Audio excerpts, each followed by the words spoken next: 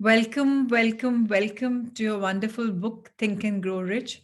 Let's start this day with a lot of love and gratitude towards all the richness that surrounds us in this beautiful month of November. So, we've had a little break and now time again to resume our sessions. So, let's start this beautiful session. So, Ritu or Ankur, in case you want to read, let me know. Otherwise, I'll start reading. All right. So the chapter number is 8 and the section is called Decision, निर्णय, टाल मटोल पर विजय हासिल करना, दौलतमंद बनने की एक और 7वां कदम. So अब तक हमने 6 कदम 6 steps करे थे in order to become rich, right? And आज हम rich बनने के लिए 7th कदम के बारे में बात करेंगे. 25,000 असफल पुरुषों और महिलाओं के विश्लेषण से तथ्य सामने आया कि निर्णय का अभाव असफलता के 31 प्रमुख कारणों की सूची से सबसे ऊपर था. टाल मटोल की आदत, जो निर्णय करने के विरोधी है, एक आम शत्रु है जिसे हर आदमी को जीतना चाहिए. जब ये पुस्तक पढ़ना समाप्त करेंगे और इसमें बताए गए सिद्धांतों को कार्य रूप में बदलने को तैयार होंगे तो आपको तत्काल और निश्चित निर्णय पर पहुंचने की अपनी क्षमता को जांचने का अवसर मिलेगा. So most of the people वो क्या करते हैं, फेलियर का एक सिंपल चीज क्या है, फेलियर क्यों होती है, असफलता क्यों होती है? हम डिसीजन नहीं ले पाते, प्रोक्रेस्टिनेट करते रहते हैं, टाल मटोल करते रहते हैं कि अब ये अच्छा ऐसा करेंगे तो ऐसा होगा, ऐसा करेंगे तो ऐसा होगा. हमेशा जब कोई कुछ चीज करनी होती है, एक गट फीलिंग आती है, उसको फॉलो करने की जगह हम एनालिसिस करने लग जाते हैं. हम फ्लो नहीं करते, हम स्टॉप करते हैं अपने आप को कि अब ये करें कि अब वो करें क्या. एंड यही एक प्रॉब्लम है जो हमारे रास्ते में आती है.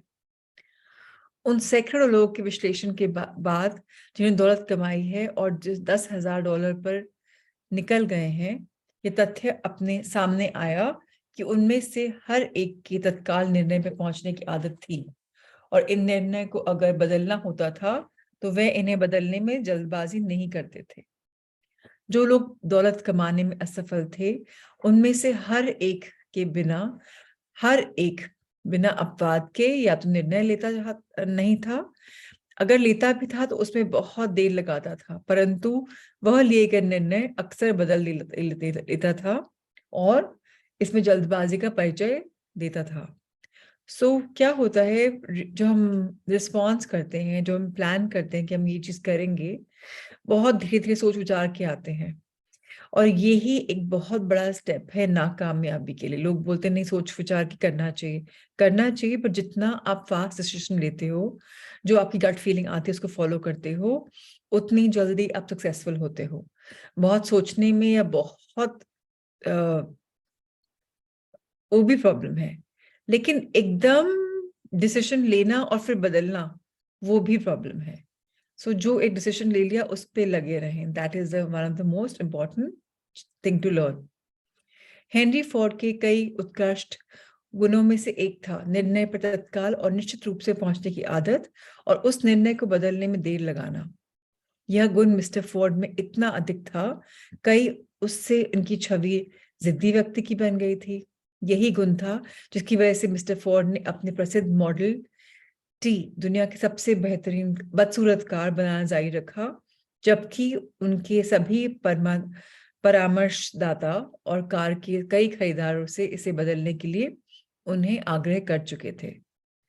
सो हेनरी फोर्ड को हम सब पता ही है कि फोर्ड कार्स का क्या सक्सेस है, बहुत ज्यादा केस स्टडी आती है बिजनेस कॉलेजेस में इसके बारे में. फोर्ड ने अपने टाइम पे एक ड्रीम देखा कि 4 पहिए की गाड़ी में लोग चलेंगे और उनको पता नहीं था कैसे बनाना है. उन्होंने हायर किया एक टीम को जो बहुत इस बारे में प्रोफेशनल्स थे, और उनको लेने के बाद डिसीजन ले लिया तो बदलते नहीं थे. जबकि लोग बोल रहे हैं कि ये ओपिनियन दे रहे हैं अपना, उनकी यहाँ तक कि जो लोग उनके बोर्ड पे हैं, जो उनको देते हैं एडवाइस, वो भी बोलते हैं कि इतनी गंदी अगली कार है, तुम इसको बदलो बदलो बदलो. उन्होंने इस डिसीजन को नहीं बदला. शायद मिस्टर फोर्ड ने इस बदलाव के कारण करने में बहुत देर लगा दी। परंतु कहानी का दूसरा पहलू ये है कि फोर्ड के दृढ़ निश्चय की वजह से वे बेहद अमीर बने। इससे पहले कि मॉडल में परिवर्तन आवश्यक हुआ, इसमें कोई संदेह नहीं है कि फोर्ड के निश्चित निर्णय में पहुंचने की आदत को अपनी जिद माना गया, परंतु ये गुण निर्णय में देर से पहुंचने और उन्हें जल्दी बदलने से भी बेहतर है। एक केस स्टडी बोल सकती है कि भाई प्रॉब्लम थी, उन्होंने सुना नहीं, करा नहीं, बट मोस्ट इंपॉर्टेंट चीज समझने वाली ये है कि इसी चक्कर में वो रिच की गिनती में आते हैं। अधिकांश लोग जो भी अपनी आवश्यकताओं के अनुसार धन कमाने में असफल रहते हैं, आमतौर पर दूसरों के विचारों से आसानी से प्रभावित हो जाते हैं। वे अपने लिए सोचने का काम अखबारों और गपशप करने वाली अपनी पड़ोसियों पर छोड़ देते हैं। राय दुनिया की सबसे सस्ती वस्तु है। यह हर एक के पास उपलब्ध होती है, जो उस व्यक्ति पर थोप दी जाती है जो उन्हें स्वीकार करता है। अगर आप निर्णय पे पहुंचते समय दूसरों की राय से प्रभावित होते हैं, तो आप अपनी इच्छा को धन से रूपांतरित करने के लिए के बारे में की बात छोड़ ही दें। किसी भी काम के असफल नहीं होंगे। सबसे बड़ा एक डेट्रेंट होता है जो लोग गॉसिप करते हैं, जो लोग न्यूज़पेपर में या दूसरों की कहे कहे अपने डिसीजंस बदल लेते हैं, और जो लोग इस दुनिया में रहते हैं कि दूसरों की ओपिनियन मैटर करती है, उनको हासिल नहीं होती सक्सेस, या वो अपना फैसला दूसरों पे थोप देते हैं, या दूसरों का फैसला अपने ऊपर थोपवा लेते हैं। वो भी एक प्रॉब्लम है। अगर हम एक डिसीजन पे पहुंच गए हैं तो हमें उस पे अटल रहना चाहिए। दिस वे, माय वे और हाईवे वाली बात कि हमें अटल रहना है। अगर आप दूसरों की राय से भी प्रभावित होते हैं तो आपकी अपनी को इच्छा नहीं होगी, बिकॉज आप दूसरों के इम्प्रेस करने में लगे हुए, उनको पूछने में लगे हुए हो, तो ऑब्वियसली हमारी अपनी इच्छा मैटर नहीं करेगी, बिकॉज दूसरों की इच्छा ज्यादा इंपॉर्टेंट है हमारे लिए।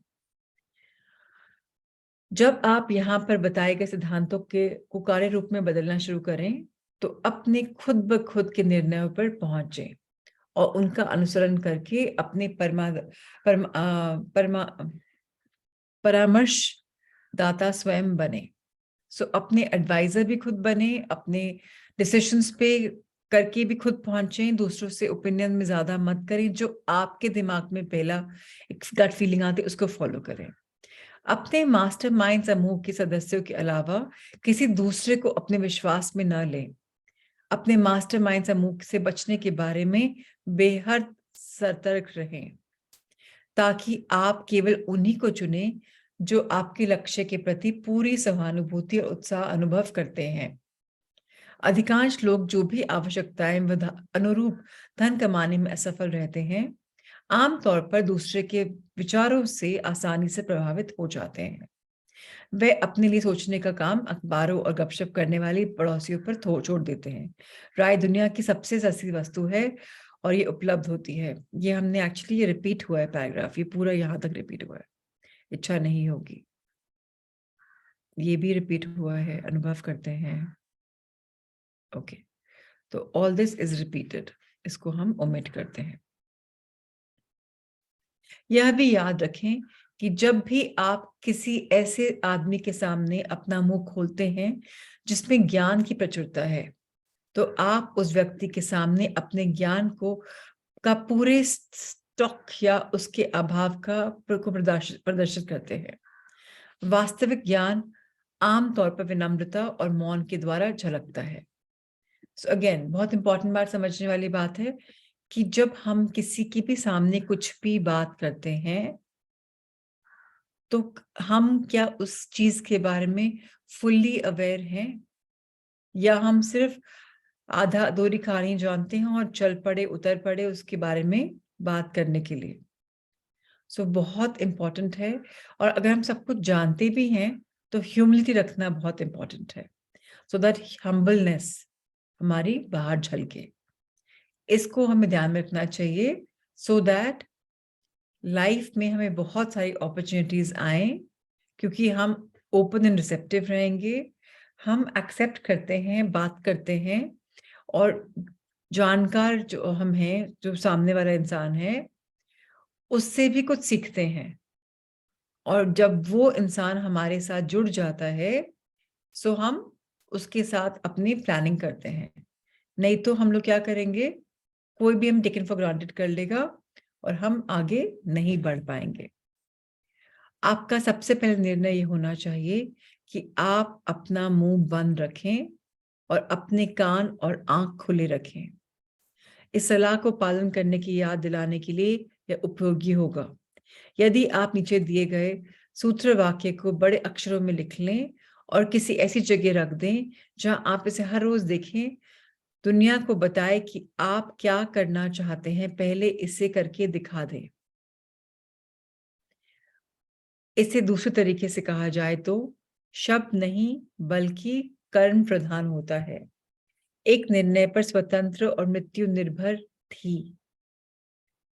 सो वेरी इंपॉर्टेंट कि हम सब अपनी लाइफ के पर्पस के साथ कंप्लीटली हार्मनी में रहें। अगर हम अपनी लाइफ के पर्पस के साथ बिना किसी को से इन्फ्लुएंस हुए लगे रहेंगे तो हम लाइफ में बहुत आगे बढ़ेंगे। सो हमें एक ब्रेन दिया गया है, हमें एक माइंड दिया गया है, एक हार्ट दिया गया है। हमें उसकी इस्तेमाल करना है और अपने आगे में पहुंचना है। जब हम ये करने लग जाएंगे तो हम काफी आगे बढ़ जाएंगे। एक दूसरा तरीका ये है कि शब्द नहीं बल्कि कर्म प्रधान होता है। वर्ड्स नहीं, actions are important, right? Words are spoken but actions are taken.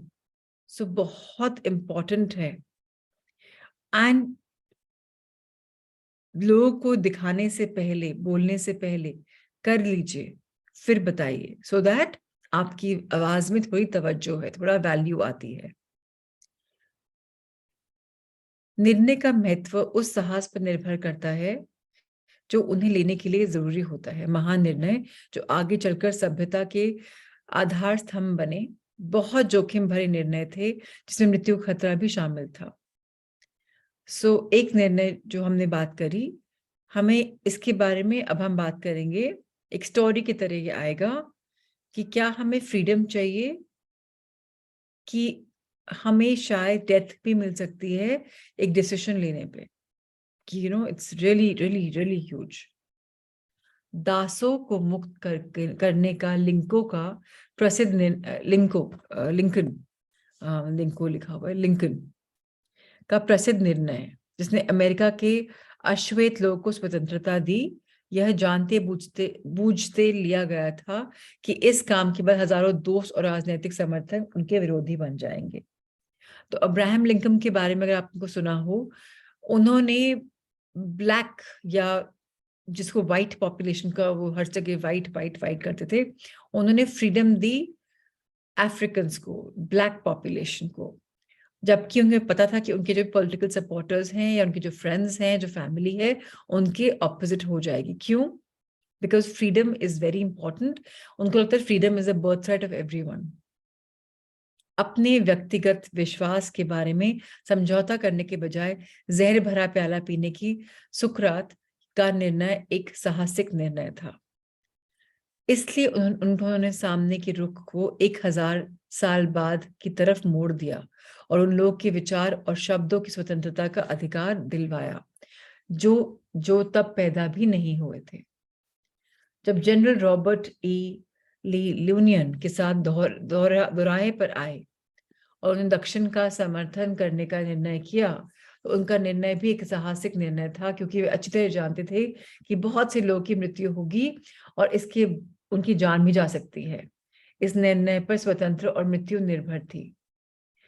अब तक उन सबसे महान निर्णय फिलाडेल्फिया में 4 जुलाई 1776 को लिया गया, जब 56 लोगों ने एक दस्तावेज पर अपने नाम लिखकर हस्ताक्षर किए और वो जानते थे कि इससे या तो सारे अमेरिकी लोग स्वतंत्र हो जाएंगे या फिर ये सभी 56 लोग फांसी के फंदों पर अटक जाएंगे।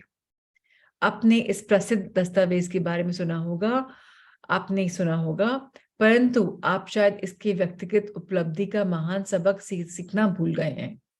जो इस इतने सीधे ढंग से सिखाता है। हम सभी को उस महत्वपूर्ण निर्णय की याद है, परंतु हम में से बहुत कम लोगों को ये एहसास है कि निर्णय लेने के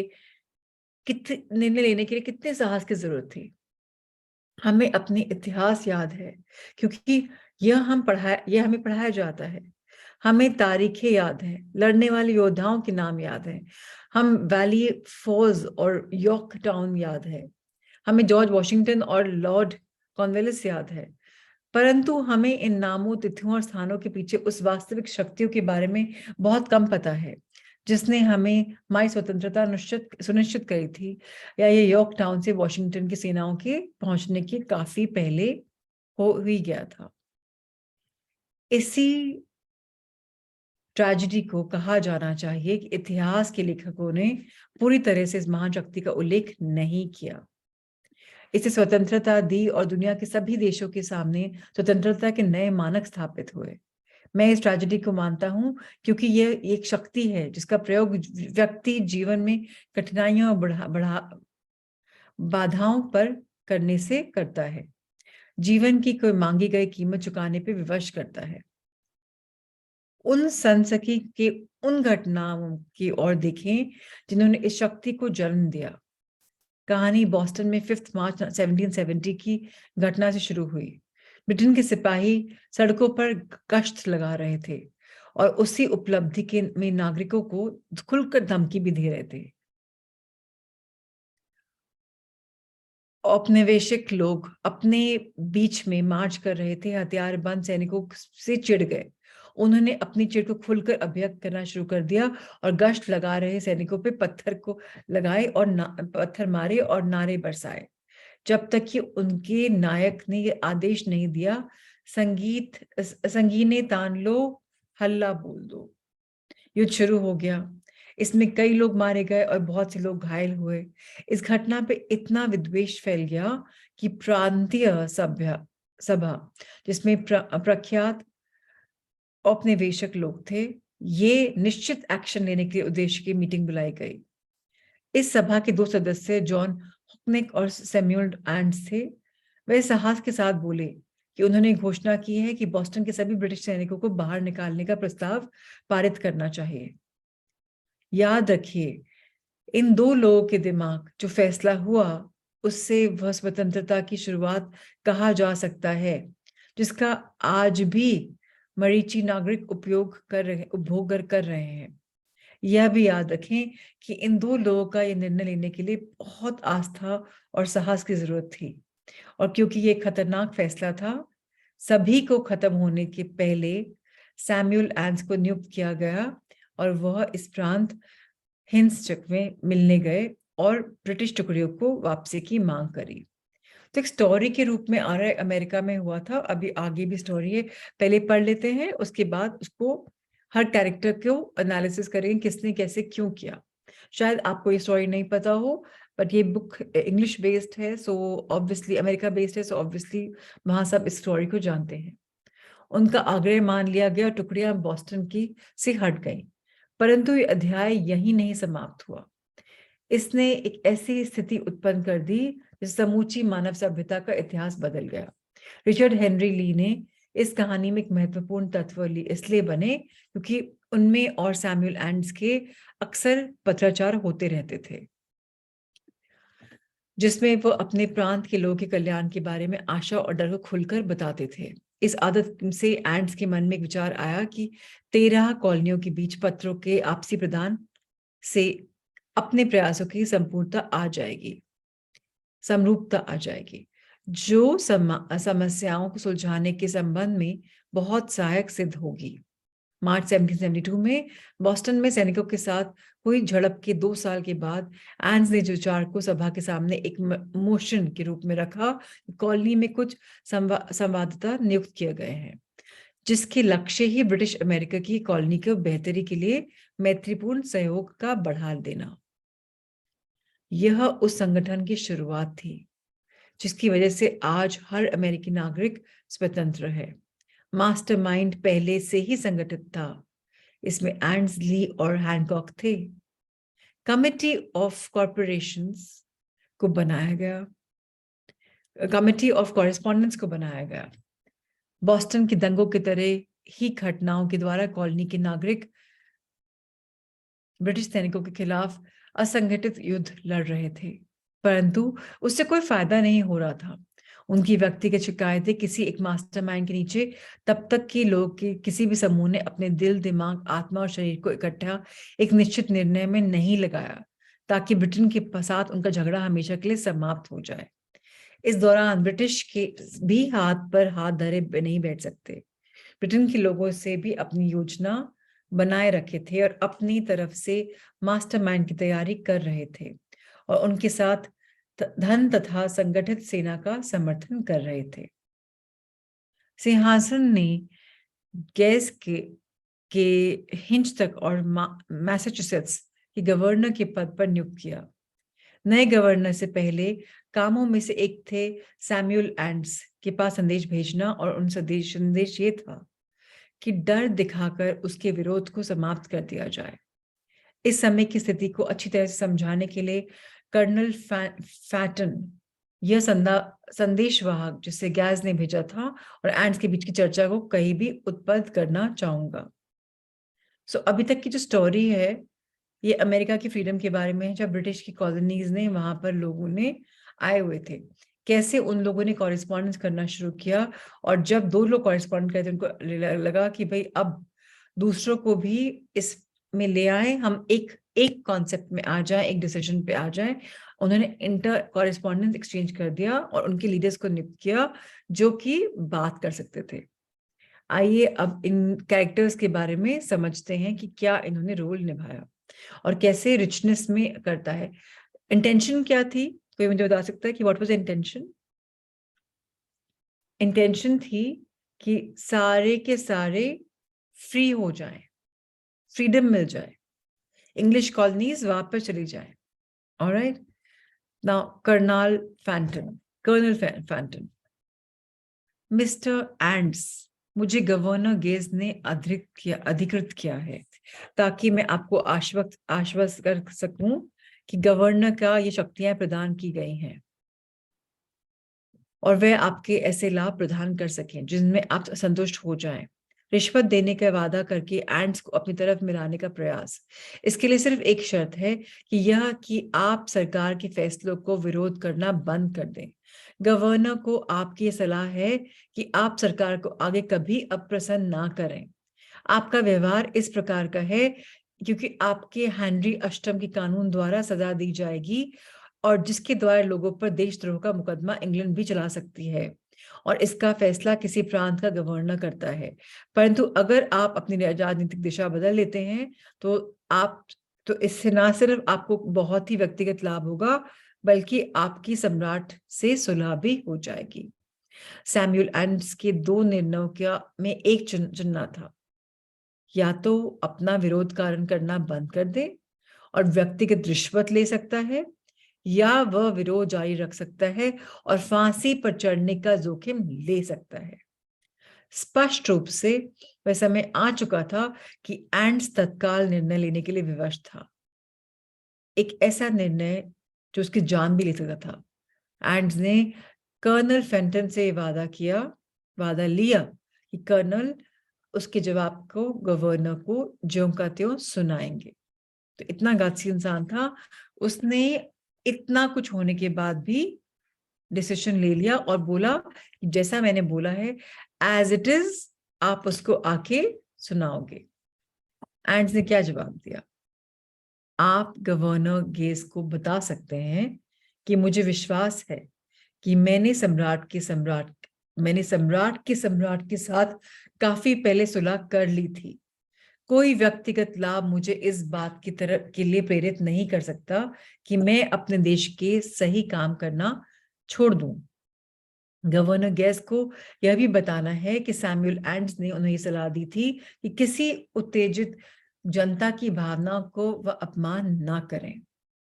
जब गवर्नर गेज को एंड्स ने ये तीखा जवाब मिला तो गुस्से में भर गए और उन्होंने घोषणा जारी कर दी, मैं यहाँ गवर्नर होने के नाते उन सभी व्यक्तियों को क्षमादान देने का प्रस्ताव रखता हूँ और उसका वादा करता हूँ जो तत्काल अपने हथियार डाल देंगे और शांतिप्रिय जनता के कर्तव्यों पर लौट जाएंगे। परंतु सैमुअल्स एंड्स और जॉन हैनकॉक को इस क्षमा का लाभ नहीं मिलेगा, जिनके अपराध इतने देशद्रोही प्रकृति के हैं कि उनके प्रति दंड के अतिरिक्त कोई और कदम नहीं उठाया जा सकता। एंड्स और हैनकॉक अब बुरी तरह फंस चुके थे। क्रुद्धित गवर्नर ने उन दोनों व्यक्तियों पर को एक और निर्णय ले देने पर विवश कर दिया, पर उतना ही खतरनाक था। उन्होंने अपने प्रबल समर्थकों को एक रहस्य मीटिंग जल्दी बुलाई। मीटिंग में सब लोगों ने आ जाने के बाद एंस ने दरवाजे पर ताला लगा दिया, उसकी चाबी अपनी जेब में रख ली और सभी उपस्थित लोगों को यह जानकारी दी कि अनिवार्य है कि कर्नल कॉलोनीटस कि कांग्रेस गठित करे और कोई व्यक्ति तब तक कमरा ना छोड़ पाए जबकि कांग्रेस के बारे में वे लोग किसी निर्णय पे ना पहुंच पाए। बहुत रोमांचक माहौल था। कुछ ने इस तरह की क्रांतिकारी कदम की संभावित परिणामों को तोला। कुछ गवर्नर की अवहेलना करते हुए इतने निश्चित निर्णय पे पहुंचे कि समझदारी पर गंभीर शंका व्यक्त की। इस कमरे में दो लोग बंद थे जिन्हें डर छूने भी नहीं लगा था। वे लोग असफलता की संभावना के प्रति अंधे थे।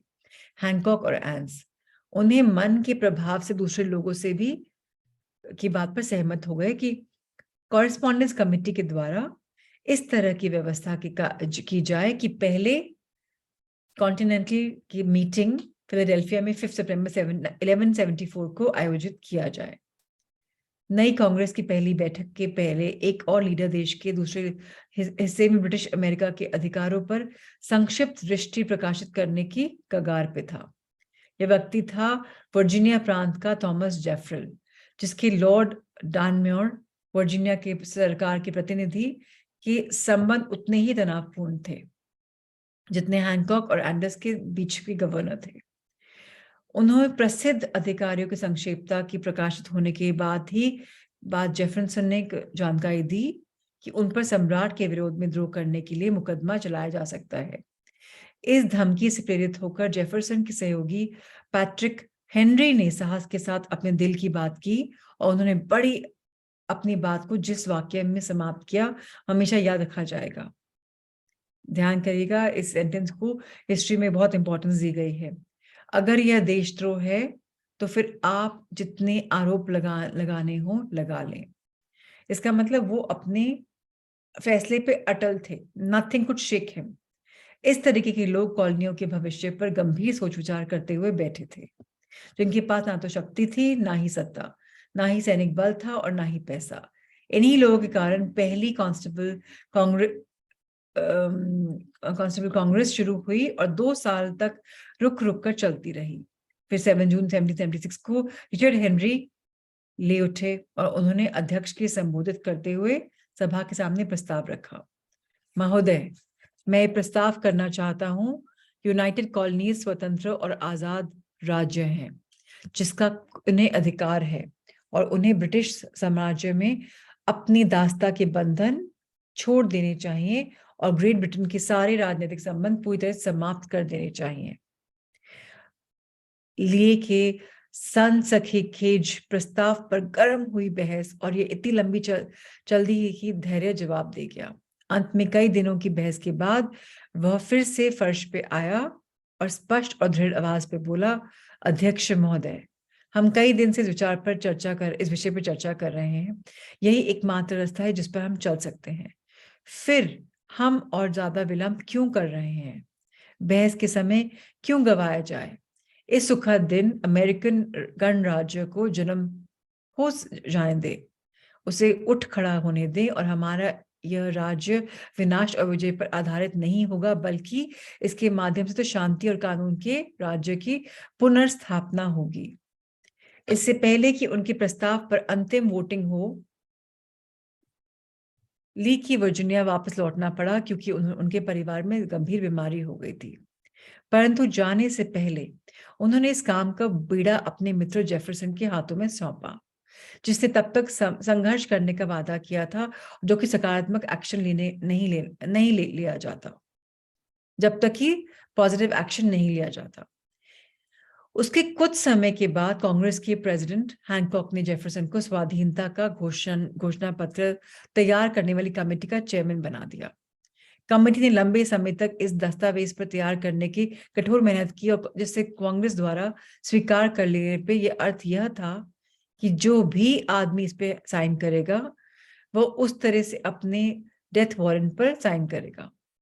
यदि कॉलोनिया ग्रेट ब्रिटेन के विरुद्ध से युद्ध हार जाए तो युद्ध तो तय था।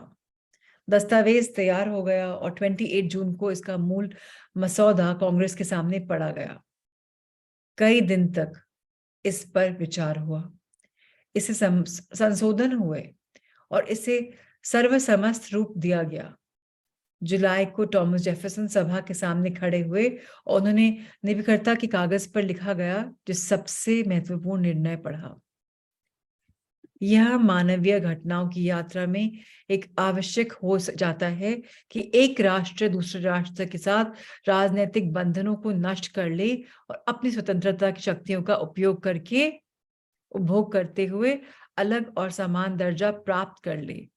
जिस प्रकृति के नियमों और ईश्वर ने प्रदान किया है वो मानव जाति के विचार के प्रति सम्मान की ही मांग हो कि वे इन कारणों को घोषणा कर दें जिनसे वे अलगाव के लिए प्रेरित हुए।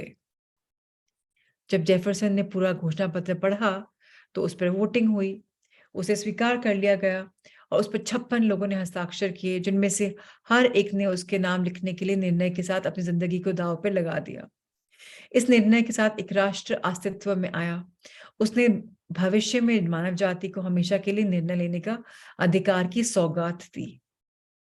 इन घटनाओं को विश्लेषण करने इसकी बदौलत स्वाधीनता का घोषणा पत्र तैयार हुआ और ये विश्वास करें कि ये राष्ट्र जो आज दुनिया में सबसे बड़े देशों के सम्मान का पात्र है और वह भी इतना शक्तिशाली है, उससे बनने का निर्णय 56 लोगों के मास्टरमाइंड समूह ने लिया था। इस तथ्य को अच्छी तरह से जान सकते हैं कि अपने निर्णय ने वॉशिंगटन की सेनाओं की सफलता को सुनिश्चित कर दिया था, क्योंकि इस निर्णय के भाव पर हर सैनिक के दिल में था युद्ध करने गया। जब इस तरह आध्यात्मिक शक्ति आपके साथ होती है तो असफलता आपके पास भी नहीं फटक सकती। सो मैसेज क्या है? इतनी लंबी कहानी हमने पढ़ी कि उसने एक फिलॉसफी बनाई और उस कॉन्सेप्ट को, उस डिसीजन को 2-3 लोगों ने दूसरे लोग को इंस्पायर किया, कॉलोनीज में बनाया, 56 लोग का ग्रुप बनाया और जो साइन किया पता था कि डेथ भी हो सकती है, बिकॉज उनको धमकियां आ चुकी थी, लास्ट वार्निंग आ चुकी थी, फिर भी वो ज्यों का त्यों डटे रहे। अल्टीमेटली क्या हुआ? उन 56 लोग की वजह से अमेरिका आज वो है जो अमेरिका है, super power. So very important to understand कि अगर डिसीजन ले लिया है तो उस पर लगे रहना चाहिए। यह भी समझ लें व्यक्तिगत लाभ की दृष्टि से जिसने जिस देश को स्वतंत्रता की दी है, कि वो शक्ति दी है, जिसका प्रयोग हर उस व्यक्ति को करना चाहिए जो खुद अपने निर्णय लेता है। ये शक्ति इस पुस्तक में बताए गए सिद्धांतों में आती है। स्वाधीनता की घोषणा पत्र में इसे खोजना कठिन नहीं होगा। कम से कम 6 सिद्धांत तो आपको मिल ही जाएंगे: इच्छा, निर्णय, विश्वास, लग्न, मास्टरमाइंड और सुव्यवस्थित योजना। सो अगेन जो 6 पिलर्स हैं हम सबके, जो हमें आगे अपनी लाइफ में आगे बढ़ने में हेल्प करेंगे, उसको हमें हमेशा लगे रहना चाहिए, उसको हमें पीछे नहीं करना चाहिए। इच्छा मतलब डिजायर, ड्रीम। निर्णय मतलब डिसीजन। विश्वास, बिलीफ। लग्न, कमिटमेंट, डेडिकेशन। मास्टरमाइंड तो मास्टरमाइंड है, thinking about it, planning about it. So व्यवस्थित योजना मतलब प्लान्ड आइडिया, प्लान करना। जब तक हम इस चीज को आगे ऑर्गेनाइज नहीं करेंगे, ऑर्गेनाइज तरीके से प्लानिंग नहीं करेंगे, तब तक हम आगे नहीं बढ़ पाएंगे। तो सबसे पहले थॉट आती है, एक इच्छा आती है कि मुझे ये करना है, वो थॉट आती है, उसको हम फीलिंग में तब्दील करते हैं, फिर हम डिसीजन ले पाते हैं। विद द बिलीफ कि जो होगा अच्छा होगा, मैं तो ये करके रहूंगा, मुझे तो ये पाना है। अब लग्न, जितनी लग्न होगी उतना हम डीपर डीपर डीपर जाएंगे। फिर सोचना है दिमाग से कैसे प्लान करना है, और ऑर्गेनाइज प्लानिंग करनी, टू डू लिस्ट बनानी कि अब क्या एक्शन है। इस पूरी फिलॉसफी को यह सुझाव मिलेगा कि अगर प्रबल इच्छा को विचार का समर्थन मिले तो इससे अपने आप को भौतिक रूप में बदलने की प्रवृत्ति होती है। आप इस तरीके को आदर्श उदाहरण इस कहानी में खोज सकते हैं कि यूनाइटेड स्टेट्स स्टील कॉरपोरेशन के संगठन की कहानी के बाद का आदर्श उदाहरण है कि विचार की किस तरह अद्भुत रूप में रूपांतरित होते हैं। All it takes is one thought, thought आए एंड लाइफ बदल जाती है। Change your thoughts, change your life, change your thinking, change your life. So many things are there. हर तरीके के रहस्य की खोज में चमत्कार की तलाश ना करें, क्योंकि आपको चमत्कार नहीं मिलेंगे। आपको केवल प्रकृति के शाश्वत नियम मिलेंगे। यहाँ नियम पर हर आदमी के लिए उपलब्ध, ये जो नियम सबके लिए उपलब्ध हैं, जिसमें इनका प्रयोग करने का विश्वास और साहस है। इनका प्रयोग देश की स्वतंत्रता प्राप्त करने के लिए भी किया जा सकता है और अमीर बनने के लिए भी। जो लोग तत्काल और निश्चित निर्णय पे पहुंचते हैं वे जानते हैं कि वह क्या करना चाहते हैं, और आम तौर पे वह उन्हें मिल जाता है। जीवन में किसी भी क्षेत्र में लीडर्स तत्काल और दृढ़ता से निर्णय लेते हैं। यह वह सबसे प्रमुख कारण है कि वे लीडर्स होते हैं। दुनिया में इस व्यक्ति की जगह देने की आदत होती है जिसके शब्दों और कार्यों से पता चलता है कि वह जानता है कि वह कहाँ जा रहा है। So again, fast decision, defined decision जो लेते हैं वो लीडर्स कहलाते हैं, and that is the reason वो लाइफ में एक्सेल करते हैं। क्यों? क्योंकि वो प्रोक्रेस्टिनेशन में कम विश्वास करते हैं, और जो उन्होंने अपनी आदत में इसको बना लिया तो प्रोस्पेरिटी आगे मिलेगी ही मिलेगी। उसके ऑपोजिट में क्या है? अनिर्णय, इनडिसिशन। ये जो एक आदत है जो बचपन से शुरू होती है, जब बच्चा ग्रेड स्कूल में और ग्रेजुएशन के लिए अपने कॉलेज के सामने आता है, तो धीरे धीरे आदतें स्थायी बन जाती हैं जिससे लक्ष्य की कोई निश्चितता नहीं होती। अनिर्णय की आदत विद्यार्थियों के साथ उस व्यवसाय में भी जाती है जिसे वो चुनता है।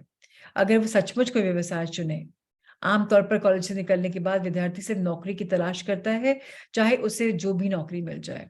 वो मिलने वाली पहली नौकरी कर लेता है जिससे उसका अनिर्णय की आदत पड़ जाती है।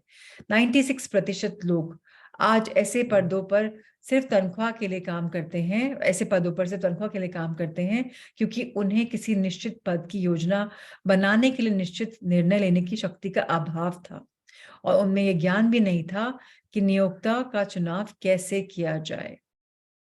हमें अपने ओनर्स भी चूज करने पड़ते हैं। किस टाइप का काम करना है, किस कॉर्पोरेशन में किस तरीके का काम करना है, कहाँ पर, वो भी चूज करना पड़ता है। अगर आप एक ऐसी कंपनी में काम करें जिसकी आगे कोई स्कोप ही नहीं है या वो आगे तक पहुंची नहीं है, तो व्हाट्स द पॉइंट? 96% लिखा हुआ है, बट साइंस बोलती है कि 98% लोग काम करने के लिए काम करते हैं, पैसा कमाने के लिए काम करते हैं, मन से, तन से, विचार से नहीं काम करते, बिकॉज उन्होंने वो चूज नहीं किया होता, उनके ऊपर वो थोपा जाता है किससे? सोसाइटी में, बिलीव्स में कि ये चीज अच्छा है, मेन के लिए ये है, वुमेन के लिए अच्छा है, और वो सोसाइटी को, दूसरों को, अपने आप को गाइड करने देते हैं, खुद अपना दिमाग नहीं लगाते। आधुनिक वक्त का सबसे बड़ा उदाहरण फेडरल एक्सप्रेस, फेडेक्स के नाम पे, कि फेडेक्स फ्रेड स्मिथ है जिन्होंने निर्णय लेने का साहस किया। एक और कहानी, जब ये येल विश्वविद्यालय, ये university is very beautiful one, वहां शिक्षा ग्रहण कर रहे थे, तो उनके प्रोफेसर ने बताया कि निकट भविष्य में एयर फ्राइट ही एयरलाइंस का धन कमाने का एयर फ्रेट ही एयरलाइंस का धन कमाने का मुख्य स्रोत होगा। इसके विपरीत स्मिथ ने परीक्षा में बिल्कुल उलट लिखा। उनका मानना था कि यात्रियों के लिए जो रूट है वह वस्तु ले जाने के लिए उचित नहीं है। उन्होंने पाया कि सामान अधिक होने के साथ उनका किराया कम नहीं होगा। एयर फ्रेट तभी फायदेमंद हो सकता है जब संपूर्ण रूप में एक नया सिस्टम बनाया जाए जो बड़े शहरों के साथ छोटे शहरों तक भी सामान पहुंचाने के लिए और किराया पैकेज के हिसाब से ना हो, व्यक्तियों के ना कि व्यक्तियों के लिए, पैकेज के हिसाब से हो ना कि व्यक्तियों के लिए। प्रोफेसर का ये बात नागवार गुजरी और उसने स्मिथ को बहुत कम अंक दिए। स्मिथ का सिद्धांत ये था कि सभी फ्रेट एयरलाइंस अधिकांशतः रात में ही उड़नी चाहिए जब किसी एयरपोर्ट में इतनी व्यवस्था ना हो, व्यस्तता ना हो, जब बिजी नहीं हो, रात में उड़ना चाहिए। तब वे अधिक प्राथमिकता वाले सामान को ले जाएंगे जिनके लिए डिलीवरी की रफ्तार किराए से अधिक जरूरी है। ये सभी सामान एक जगह पर एकत्रित किए जाएंगे जिन्होंने अपना शहर मेम्फिस चुना, जहां जहां से कंप्यूटर द्वारा सारे सामान अलग अलग तरीके से जाएंगे और उनके गंतव्य तक पहुंचने के लिए लोड किए जाएंगे। छोटे शहरों का सामान भेजने का तंत्र मजबूत करने के बाद ये जहाज संपूर्ण संदेश और पूरे विश्व के लिए उड़ान भरने लगेंगे। स्मिथ का यह विश्वास था कि देश के उद्यम पूंजीपति से अभिनव विचार पर उत्साहित होंगे और पसंद करेंगे, पर उनकी आशा के विपरीत उन पूंजीपतियों ने बहुत कम इंटरेस्ट दिखाया। पर यह सब स्मिथ को रोकने के लिए काफी नहीं थे। इस प्रोजेक्ट के लिए उनका समर्पण और जुनून ही था जिसके द्वारा उन्होंने $91 मिलियन की पूंजी एकत्रित कर ली। इस वक्त उनकी प्रतिस्पर्धा कंपनी का यह महसूस हुआ कि स्मिथ का विचार उनकी इंडस्ट्री के लिए संभावित खतरा है। सभी एयरलाइंस ने नागरिक वैमानिक बोर्ड से स्मिथ की जरूरी अनुमति लेने के लिए भरसक कोशिश करी। स्मिथ की टीम की और संविधान की एक नई नजर आई। जहाज पोलैंड $7,500 में कम है, उन्हें कैब से की अनुमति का आवश्यक नहीं है। स्मिथ आगे बढ़े और उन्होंने छोटे जेट का निर्माण करवाया जिन्होंने अपना प्रमुख ऑफिस मेम्फिस पर रखा और ये सर्वस्त्र देश के 75 शहरों के एयरपोर्ट में शुरू कर दी। ये सर्विस 75 देशों के शहरों में शुरू कर दी। फेडेक्स दिन देश के विभिन्न भागों में सामान मेम्फिस में पहुंचता है जहां उन्हें अलग अलग किया जाता है, तुरंत करने के गंतव्य में पहुंचाने के लिए रीशिप किया जाता है। स्मिथ ने सभी वस्तुओं को पहुंचाने के लिए 24 आवर्स का अपना टारगेट सेट किया और यह गोल लगभग हर बार पूरा किया। कठिन परिश्रम और इतने प्रयासों के बाद भी कंपनी को पहले 4 साल में भारी नुकसान हुआ। ये नुकसान लाखों डॉलर का था। निवेशकों की भी इस बात पर विशेष चिंता होने लगी। प्लीज समझिएगा, उन्होंने कॉलेज में कॉन्सेप्ट सीखा, उसके ऊपर वर्क किया, प्रोफेसर को चैलेंज किया, अपनी थ्योरी बनाई, अपने राइट पे लगे रहे कि करना ही करना है, अपनी स्ट्रैटेजी प्लानिंग करी, स्ट्रैटेजिक प्लानिंग के साथ टू डू लिस्ट बनाई, एक कॉस्ट इफेक्टिव अप्रोच भी चली कि भाई बड़े फ्लाइट्स नहीं, रात में जानी चाहिए, किस तरीके से होना चाहिए, कैसे फास्ट ट्रैक होना चाहिए, कैसे शिप होना चाहिए, कैसे रीशिप होना चाहिए। उनके इन्वेस्टर्स को भी प्रॉब्लम हुई। पहले 4 साल में लाखों डॉलर्स का नुकसान भी हुआ, लेकिन उसके बावजूद निवेशकों ने स्मिथ के को जिम्मेदार ठहराया, जहां तक कि वे उन्हें कंपनी से निकालने के बारे में भी विचार किया। परंतु स्मिथ का विश्वास नहीं डगमगाया, उसका साहस कभी कमजोर नहीं पड़ा।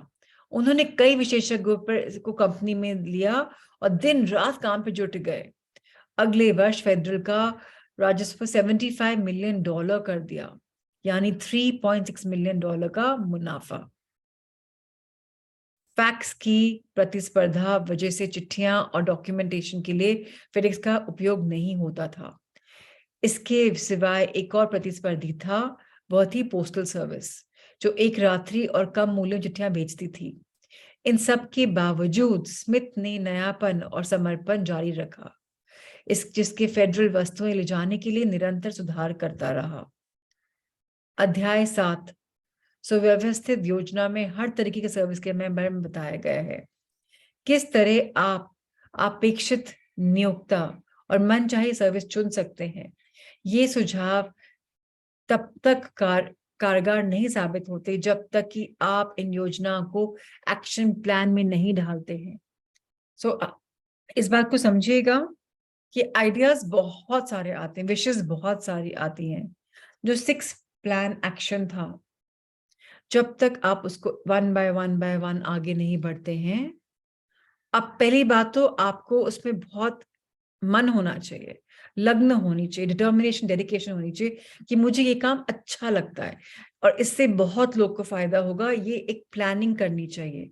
प्लानिंग के बाद एक्शन बनाना चाहिए। टू डू लिस्ट नहीं बनाएंगे, एक्शन प्लान नहीं बनाएंगे, उसको प्रॉपर तरीके से ऑर्गेनाइज प्लानिंग नहीं करेंगे तो कैसे ड्रीम्स पूरे करेंगे। सो वेरी इंपॉर्टेंट कि हमें स्टेप बाय स्टेप करना है। हमने इतनी सारी लंबी लंबी कहानियां पढ़ी, उन सब में क्या था, इंटेंशन क्लियर थी। इंटेंशन से इधर उधर नहीं हुए, उसको आगे बढ़ाया। चाहे ग्रुप बनाना था 56 लोगों का, चाहे एक बनाना था ग्रुप जहां पर माइंड मास्टर्स काम कर रहे हैं आगे नेटवर्किंग करने के लिए। एक्चुअली ऑर्गेनाइज प्लानिंग ने बहुत बहुत हेल्प किया है, तभी जाकर ये डिसीजन मेकिंग पावर पूरा हो गया। पूरे चैप्टर का नाम था डिसीजन। क्या आपने डिसीजन लिया है अपने मन से, दूसरों के मन से नहीं, दुनिया के मन से नहीं, कि आपको क्या करना है? जब तक हम डिसीजन नहीं लेंगे, उसके ऊपर इम्प्लीमेंट नहीं करेंगे, तब तक हम रिच कैसे बनेंगे? Think and grow rich. Think about what is it that will make you go rich. What decision do you want to take? जब आप डिसीजन ले लेंगे तो आप आगे बढ़ पाएंगे। कल हम एक नया चैप्टर पढ़ेंगे इसी के कंटिन्यूएशन में, जिसका नाम है परसिस्टेंस। एक बार देख लीजिए, झलक देख लीजिए उसके बारे में। लग्न कैसे, चैप्टर नंबर 9, लग्न, परसिस्टेंस, कैसे लग्न होने से ही हम आगे बढ़ पाते हैं। Absolutely beautiful. आज के लिए इतना ही। एनी क्वेश्चंस इसके बारे में? If any please let me know. It's a simple chapter but lots of stories, inspirational stories हैं इस किताब में, बहुत एग्जांपल्स हैं, बहुत स्टोरीज हैं। I am happy to be back in the evening sharing so much of beautiful treasures by Napoleon Hill for all of you, who's one master planner to generate money. So lots of love to everyone, and let's see each other tomorrow evening at 4 o'clock. Every day आपके पास sessions के जिस दिन messages